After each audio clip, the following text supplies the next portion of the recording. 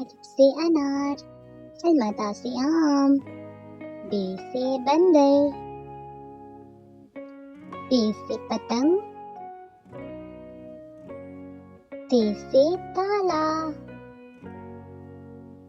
ते से टमाटर, से समर, जीम से जहाज, चे से चिड़िया, हे से हुक्का, खे से खरगोश, दाल से दावत, दाल से डबल रोटी, जाल से ज़ख़ीरा,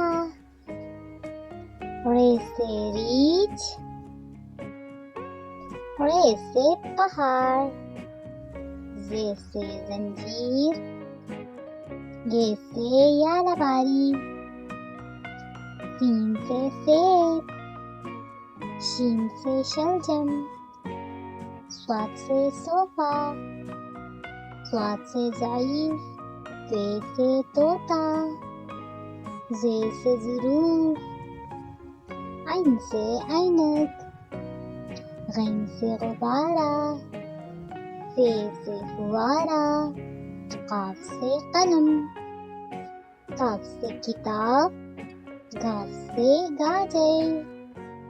लाम से लड्डू, मीम से मोर, नून से नाशपाती, वाव से वरक, हा से हाथ, हमज़ा से गाय, ई से यक्का, ये से तारे।